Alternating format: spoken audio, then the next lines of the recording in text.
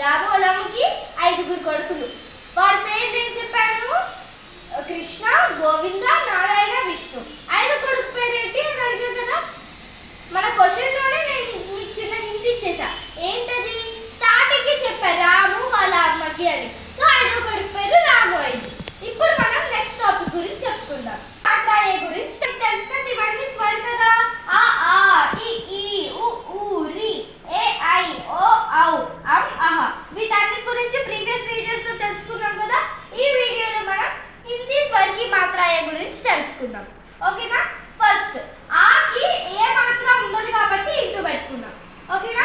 ఆకి చూస్తే ఇక్కడ ఒక ఈ ఆని తీసేస్తే రిమైనింగ్ పార్ట్ ఉంది కదా, దీన్ని ఆకి మాత్రగా తీసుకుంటాం.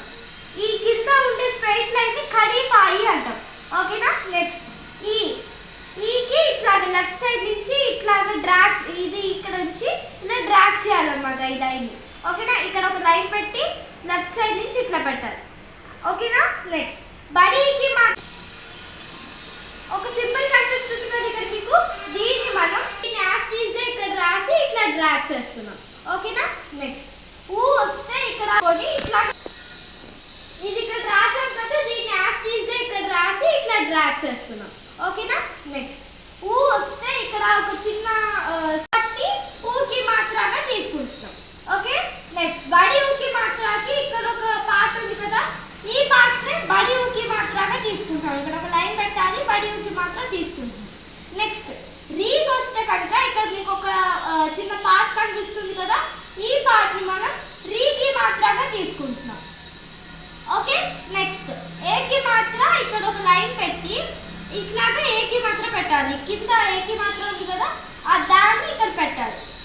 మళ్ళీ ఐకి మాత్ర వస్తే మనం ఇక్కడ ఉన్న ఒక ఏకి మాత్ర ఇక్కడ ఇచ్చాం కదా, అందుకే ఇక్కడ 2 స్లాంటింగ్ లైన్స్ పెట్టుకోవాలి, 2. ఓకే?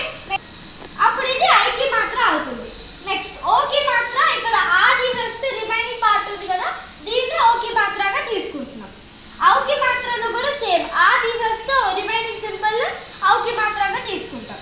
నెక్స్ట్ అందులోని ఇక్కడ పైన ఒక లైన్ పెట్టి ఇది బిందులాగా ఉంది కదా, దాన్ని ఇక్కడ అంకి మాత్రగా తీసుకుంటాం. నెక్స్ట్ అహాకి ఇక్కడ ఒక ఆ తీసేస్తే ఉన్న రిమైనింగ్ పార్ట్ ని మనం అహాకి సింబల్ గా పెట్టుకుంటాం. ఓకే? ఇవాటికి వచ్చేసి ఇక్కడ నేను ఈ లైన్ కడిపాయి అని చెప్పాను, కానీ ప్రతి మాత్రకి ప్రతి స్వర్కి ఇట్లా పైన ఒక లైన్ ఉంది కదా, ఇదిగోండి ఇట్లా స్లీపింగ్ లైన్ ఉంది కదా పైన, దీన్ని ఏమంటారో మీకు తెలిస్తే కనుక కింద కామెంట్ సెక్షన్ లో కామెంట్ చేయండి. నేను నెక్స్ట్ వీడియోలో దీని ఆన్సర్ చెప్తా. ఓకేనా?